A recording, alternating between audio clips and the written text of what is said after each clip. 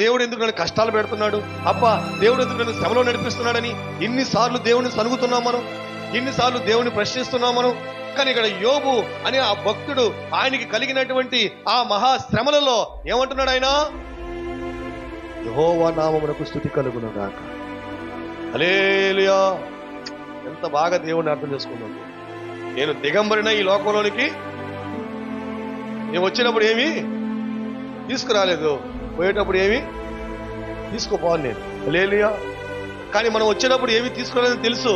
కానీ ఈ లోకంలో ఏదైనా ఒకటి పోతే ఎంత విలవిలలాడుతావు నువ్వు, ఎంత ఆగిత్వం చేస్తావు, ఎంత గొడవలు చేస్తావు, ఎంత గందరగోళం చేస్తావు. ఆ శ్రమను బట్టి నీకు నిజంగా దేవుడు అర్థం కావట్లేదు.